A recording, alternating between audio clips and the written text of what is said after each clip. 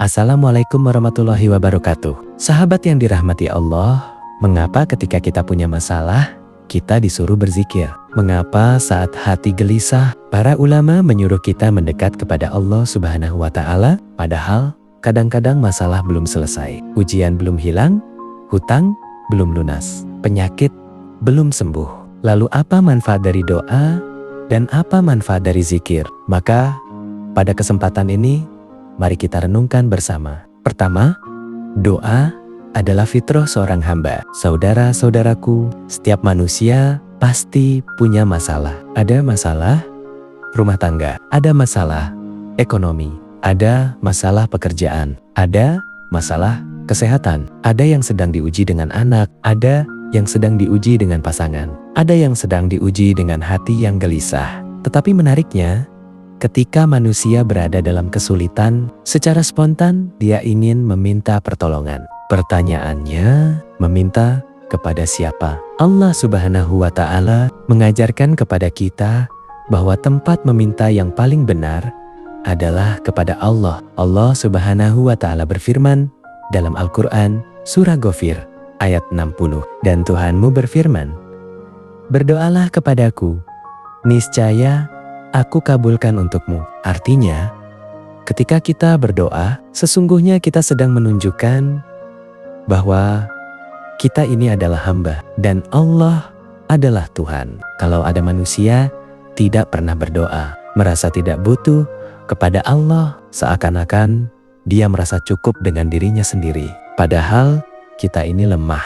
Kita tidak tahu apa yang terjadi besok. Kita tidak tahu kapan sakit datang. Kita tidak tahu kapan musibah hadir. Karena itu, doa adalah tanda ketundukan seorang hamba kepada Rabb-Nya. Kedua, zikir membuat hati menjadi tenang. Sahabat yang dirahmati Allah, kadang ada orang berkata, "Saya sudah banyak masalah, pikiran kacau, hati tidak tenang." Maka Allah telah memberikan resepnya, bukan resep buatan manusia, tetapi resep langsung dari pencipta hati. Allah Subhanahu wa Ta'ala berfirman dalam Al-Quran, Surah Ar-Ra'd, ayat 28. Ingatlah, hanya dengan mengingat Allah, hati menjadi tentram. Perhatikan baik-baik. Allah tidak mengatakan dengan uang hati tenang. Allah tidak mengatakan dengan jabatan hati tenang. Allah tidak mengatakan dengan popularitas hati tenang, tetapi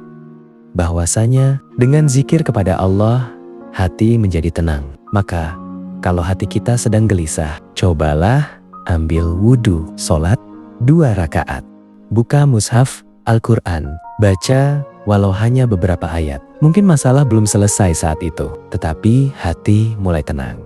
Dan ketika hati tenang, kita lebih mudah menemukan jalan keluar. Ketiga, semua ibadah adalah zikir kepada Allah. Banyak orang mengira zikir itu hanya membaca Subhanallah, Alhamdulillah, Allahu Akbar. Padahal zikir maknanya lebih luas. Semua aktivitas yang membuat kita ingat Allah termasuk zikir. Membaca Al-Quran adalah zikir. Menghafal Al-Quran adalah zikir. Sholat adalah zikir. Dan Allah berfirman dalam Al-Quran surah Toha ayat 14. Dirikanlah sholat untuk mengingat aku. Artinya, sholat itu sarana mendekat kepada Allah. Maka, jangan tinggalkan sholat. Karena ketika seseorang meninggalkan sholat, hatinya semakin jauh dari ketenangan.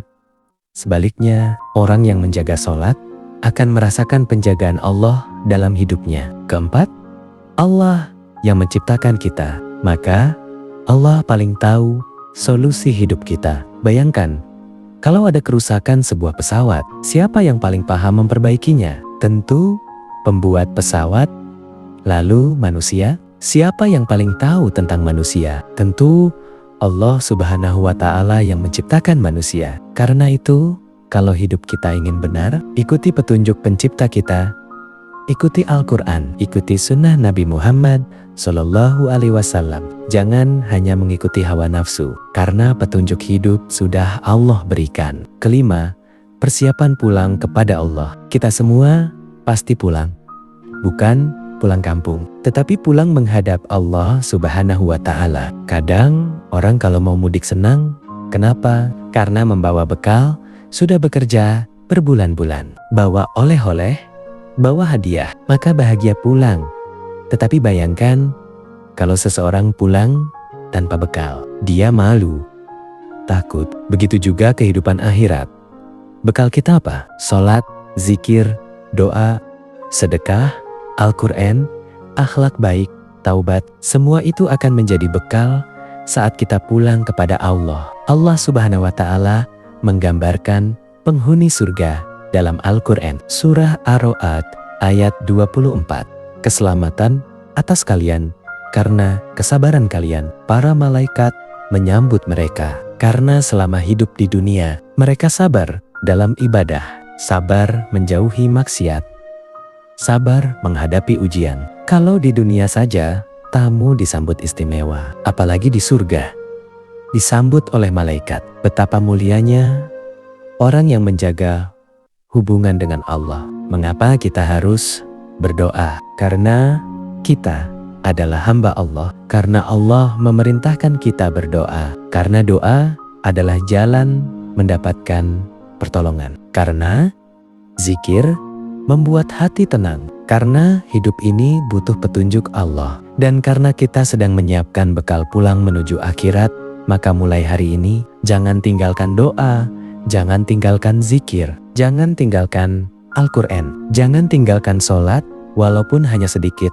Karena sedikit yang istiqomah lebih baik daripada banyak tetapi terputus. Semoga Allah Subhanahu wa Ta'ala menjadikan hati kita tenang, kehidupan kita diberkahi, keluarga kita dijaga, rezeki kita dilapangkan, dan akhir kehidupan kita ditutup dengan husnul khotimah. Amin.